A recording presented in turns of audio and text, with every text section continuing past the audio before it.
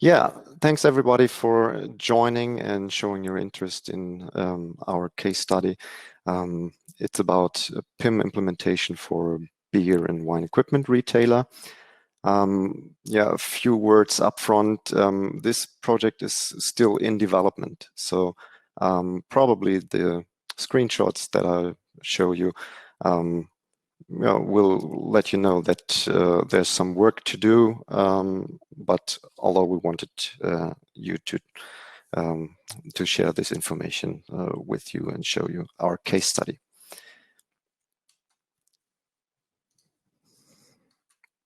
Just a short intro on anyMOTION. Yeah, this year we have our 25th anniversary. We are pure digital agency. We are owner-run and about 70 people working at anyMOTION. And for us, it's very important to really understand the businesses of our clients because we think it's in the end all about tailor-made solutions. Even if we use a tool, a software like PIMcore, there is a customization that produces the final application in the end. Yeah, when doing this, there's one very important part. It's all about the success for our customer, and this comes along with having an eye on cost efficiency. So yeah, working on open source for us is always key. There are 4 pillars that we usually use when approaching our projects. Just a quick run through. We start with a strategy development. We're talking about KPIs, what's the goal of it all, and if it's a marketing project, it's about persona development and stuff like that. And afterwards, we are thinking about technology, but yeah, to be honest, many of our products are based on PIMcore because it's that highly flexible. Yeah, if it is part of the project, we're taking care about content strategy and all the stuff that comes along with that until in the end it's about targeting, for example. Last but not least, we take care about yeah, the maintenance, the enhancement, optimization of the project, the application at all. And you know, we're deep diving into web analytics and stuff like that to see if all the set goals have been reached. A quick look at our technology partners. First, for sure, PIMcore Gold Partner, very proud of that, and even Gold Partner of Microsoft, and yeah, working with Shopware, Oxid, and so on, and even doing some app development as well. Just a short view in our clients list. You see some automotive stuff, but as well some small and medium-sized businesses. So it's you know, quite broad, and we're proud for working for every one of them. The client of our case study of today is Brouwland. What you see here is the current web shop. It's a bit outdated, but that's the only thing that I could present to you at the moment, because as I said, project is still in development. Brouwland is a wholesaler for nearly all the products that you need for brewing and fermentation, what in the end means producing beer and wine, cheese, and even kombucha and stuff like that. In the Benelux area, they are market leader, and they have 10,000 plus SKU. And yeah, what you will find later in the challenges section, they have a really broad variety within the product range. It's yeah, from hops up to laboratory glassware. So everything you can imagine what you need for the brewing and fermentation processes. And the project itself, if you have a look at the current web shop, the data only comes from SAP, and you can imagine that field types and the amount of attributes is quite limited by this setup. And for sure, if you want to maintain the product data, you need SAP access or you have to ask colleagues, and that's not sufficient anymore. Overall, the current web shop is some sort of outdated.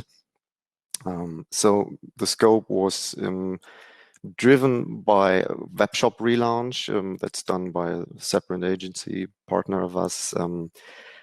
They even were thinking about implementing PIM and MDM and DAM solution. And the PIM for sure needs connection to the SAP and the web shop.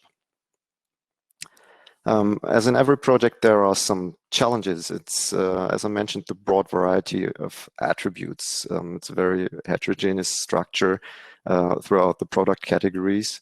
And yeah, something different to other projects, they decided to use the PIM as the initial point for setting up new products. So usually we find it in the ERP and then transferred yeah, some basic data to the PIM. But in this case, it's just the other way around. And for sure, we need some data exchange with SAP and the web shop, and show you later how we are implementing that. So if we have a look at the setup, we decided to use RabbitMQ as yeah, the central initial point for sharing the data to several systems. It's makes it a bit easier because we can queue all the product data that is supposed to be transferred, and the receiving system yeah, can choose, if you want to call it like that, whenever it is ready to grab that information. And by doing that, we are, for example, not that yeah, facing not that many risks if the system needs to be updated or stuff like that. So PIMcore has several pipelines in RabbitMQ where data can be put in, and one pipeline is transferring data to SAP, and then there starts a manual process enriching some of the data with some sales and logistic information, return it via RabbitMQ to PIMcore, and the enriched product data then goes with a separate pipeline to PrestaShop. That's the software they decided to use for the eShop relaunch. And there is as well a connection from SAP to Presta because they decided to have in version 1 pricing and stock information directly from SAP. So if we have a look what we're doing in the PIM in detail, we have some basic attributes that are common throughout all products. We have some relations, and we have some type-specific attributes. And for that, we are using the classification store, and this all together mixed up, I will show you later, is the definition of the product itself. And there are some other object classes like categories and brands. We're using Data Hub and GraphQL definitions to export all the relevant data to RabbitMQ pipelines. This is just a quick look of the setup of the classification store. In the end, we have nearly 100 different group collections, and here in the example, you can see one group collection. It's for recipe kits for brewing beer. So this is some starter kits, you can call it like that. And they consist of different groups, and each group contains specific key value pairs. And so the type of product is really defined by the group collection of the classification store that has to be assigned to the product. So this is how it looks like. We have some tabs here, as you probably use it in your PIM projects as well, some attributes-based data, cross relations, and we're talking about the specific attributes. So assigning the proper group collection from the classification store, this is what defines the product in the end. We use the standard data hub configuration, and then in addition we decided to set up a configuration object where the GraphQL query is maintained. So even later when everything is live and online, the client can change the GraphQL definition if they are technically wise able to do that. So if another attribute will join the list, they easily can adjust the export definition. There are lots of workflows that we are implementing at the moment. If you set up a new product, it starts with a state it's new, and then there are some mandatory fields to be filled in, and then you have a manual setup that it's ready for SAP, and once this is done, there's a quick check for the mandatory fields, and if everything's fine, it's transferred to the SAP pipeline, to RabbitMQ, and after enhancing the data, it's returned via RabbitMQ, and then there's a automatically workflow state to be set up, because then it's ready for all the marketing data.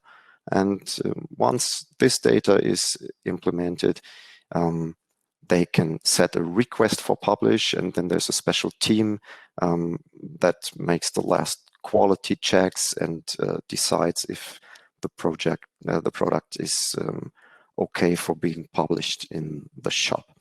And then it goes via RabbitMQ to PrestaShop.